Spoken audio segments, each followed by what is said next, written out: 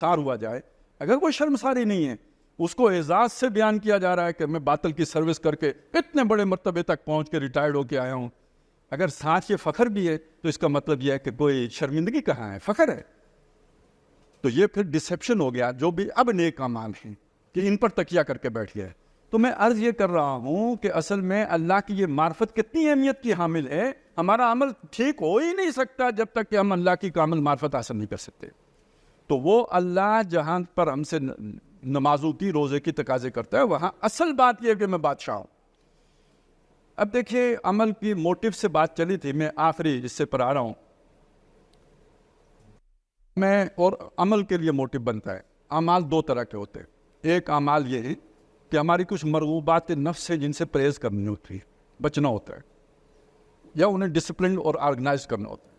اس کے لیے ایک جسے کہتے ہیں ڈر اور خوف چاہیے ہوتا ہے کسی پنشمنٹ کا، وہ کام کرنے کے نتیجے میں کسی نقصان کے اٹھانے کا. اس کو ہم کہتے ہیں تقویٰ. یہ آخرت کی اکاؤنٹیبلٹی کے کانسیپٹ کے ساتھ جڑا ہوتا ہے.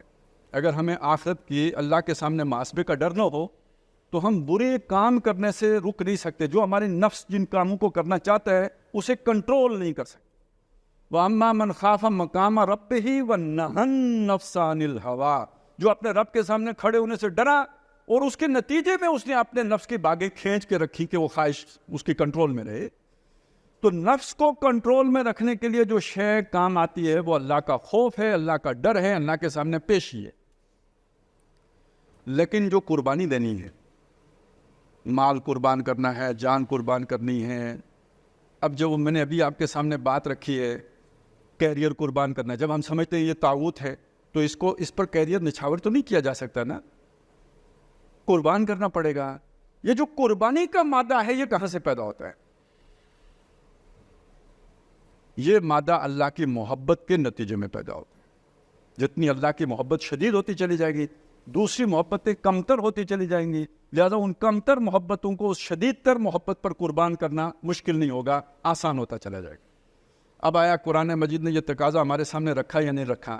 والذین آمنوا اشد حبا للہ، اور جو لوگ ایمان لاتے ہیں وہ سب سے شدید محبت اللہ سے کرتے ہیں. اور ایک بات یہاں پہ یہ سمجھ لیجئے، جو بھی میرا مطالعہ قرآن ہے اس سے مجھے یوں لگتا ہے کہ انسان کی ہدایت اور گمراہی کا فیصلہ اللہ تعالیٰ اسی بنیاد پر کرتا ہے کہ اس کو سب سے شدید محبت ہے کس سے.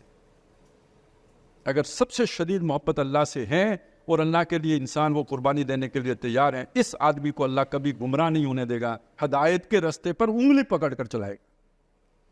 اور اگر اللہ کی محبت کا دعویٰ تو ہے لیکن قربانی دینے میں پس و پیش کرتا ہے، جس کا مطلب ہے کہ وہ شے اللہ سے زیادہ عزیز ہے، اس کو اللہ ہدایت نہیں دے گا، گمراہ کرے گا، غلط پٹری پہ چلائے گا اور گمراہ کر کے چھوڑے. چند آیات سے میں آپ کے سامنے نمونے پیش کر دیتا ہوں. سورہ توبہ کی آیت نمبر 24 ہے. 11 محبتیں اللہ نے گنوائی ہیں ٹوٹل، 8 ایک طرف کی، 3 دوسری طرف کی. 8 وہ ہیں جو کامن ہیں تمام انسانوں میں، کیا مسلمان کیا غیر مسلم. قُلْ إِنْ كَانَ آبَاؤُكُمْ وَأَبْنَاؤُكُمْ وَإِخْوَانُكُمْ وَأَزْوَاجُكُمْ وَعَشِيرَتُكُمْ وَأَمْوَالٌ اقْتَرَفْتُمُوهَا وَتِجَارَةٌ تَخْشَوْنَ كَسَادَهَا وَمَسَاكِنُ تَرْضَوْنَهَا. 8. آباؤکم باپ، ابناؤکم بیٹے، اخوانکم بھائی، ازواجکم سپاؤس دونوں ایک دوسرے کے لیے، عشیرتکم برادری قبیلہ رشتہ دار، اموال اقترفتموها وہ مال جو محنت سے کمائے گئے ہوں. ویسے جو مل گیا ہو اس سے محبت نہیں ہوتی، محنت کر کے جو کمایا گیا تو اس سے محبت ہوتی ہے. تجارت تخشون کسادہا وہ تجارت جس کے کساد بازاری کا، نقصان کا، ٹوٹے کا دھڑکا لگا رہتا ہے. مساکن مسکن کی جمع ہے گھر. ترضونہا یہ معنی بھی ہو سکتا ہے جو تم نے ڈیکوریٹ کیے ہیں، اور یہ معنی بھی ہو سکتا ہے کہ جو تمہارے دل میں کھبے ہوئے ہیں. احب الیکم اگر تمہیں محبوب تر ہیں، من اللہ و رسول و جہاد فی سبیلہ اللہ سے، اللہ کے رسول سے اور اللہ کی راہ میں جہاد کرنے سے. اب یہ دیکھیے یہ تیسری جو چیز ہے نا جہاد، یہ کیا ہے؟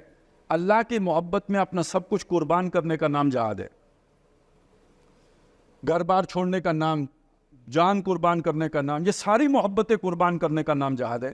تو اگر اللہ سے، اللہ کے رسول سے اور اللہ کی راہ میں جہاد کرنے کی محبت پر یہ 8 محبتوں میں سے کوئی غالب آ جاتی ہے، فتربصوا تو جاؤ، اب یہ جو جاؤ یا انتظار کرو، دو معنی اس کے کیے گئے، اور ہمارے جو ڈاکٹر اسرار احمد صاحب اللہ تعالیٰ انہیں معاف فرمائے، بہت اونچے درجے عطا فرمائے جنت میں، وہ یہاں ترجمہ کرتے تھے دفع ہو جاؤ.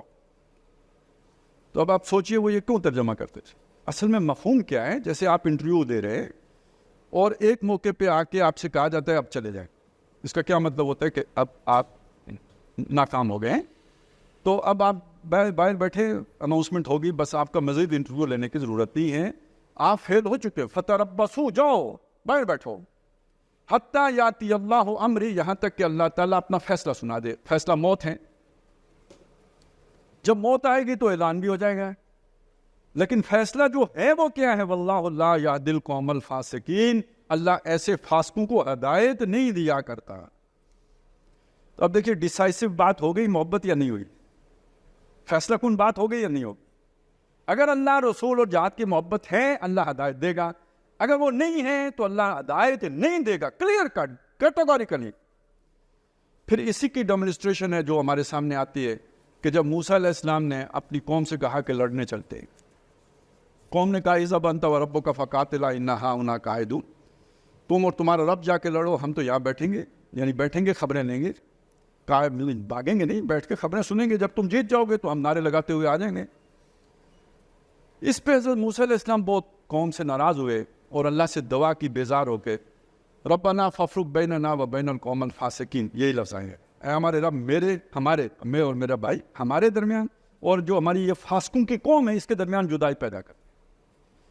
اللہ تعالیٰ نے موسیٰ علیہ السلام کی جو بات تھی اس کا رد نہیں کیا، بلکہ اس کو انڈورس کیا، فلا تأس علی القوم الفاسقین، اس فاسقوں کی قوم کا افسوس نہ کرو. تو کیا فسق کیا تھا انہوں نے؟ جان کو ترجیح دی تھی جہاد کے اوپر، اس کے علاوہ کوئی فسق تھا؟ یہ فسق تھا. راندہ درگاہ ہو گئے، 40 سال صحرائے تیر میں بھٹکتے رہے، وہ سارے مرے، نئی نسل پیدا ہوئی، اس نے جا کے فلسطین فتح کیا ہے. تو بچا بچا کے نہ رکھ اسے، تیرا آئینہ ہے وہ آئینہ کہ شکستہ ہو تو عزیز تر ہے نگاہ آئینہ ساز میں. یہ دوسری مثال آپ کے سامنے آ گئی. اب اس کی روشنی میں چاہتا ہوں ہم مسلمانوں کے لیے اللہ تعالیٰ نے سورہ صف میں ایک مینیفیسٹو دیا ہے، اللہ نے اپنے رسول کو بھیجا الہدا اور دین حق دے کر، اپنی یہ ساری محبتیں اس دین حق کو غالب کرنے کے لیے نچھاور کرو. یہی جہاد فی سبیل اللہ ہے. هل ادلکم علی تجارۃ تنجیکم من عذاب علیم، اس کے بغیر دردناک عذاب سے نہیں بچو گے. تؤمنون باللہ ورسولہ وتجاہدون فی سبیل اللہ باموالکم وانفسکم. شروع کہاں سے کیا؟ یا ایھا الذین آمنوا، اے وہ لوگوں جو ایمان لائے ہو، لما تقولون ما لا تفعلون، کیوں کہتے ہو وہ بات جو کرتے نہیں؟ یعنی دعویٰ تمہارا اسلام کا کہ ہم نے اللہ کو بادشاہ مانا، اللہ کے دین کی ہم جو ہے وہ ماننے والے، اور چلتے تم غیروں کے دین پر ہو. لما تقولون ما لا تفعلون کبر مقتا عند اللہ ان تقولوا ما لا تفعلون. اللہ کو بیزار کرتی ہے یہ بات کہ تم جو کہو وہ کرو نہ. تو اللہ کو محبت کس سے ہوتی ہے؟ ان اللہ یحب الذین یقاتلون فی سبیلہ صفا کانہم بنیان مرصوص، جو اللہ کی راہ میں صفیں باندھ کر سیسا پلائی دیوار بن کر جنگ کرتے ہیں تاکہ اللہ کا دین غالب ہو جائے، ان سے اللہ محبت کرتا ہے. اور جو یہ نہیں کرتے ان سے بیزار ہوتا ہے.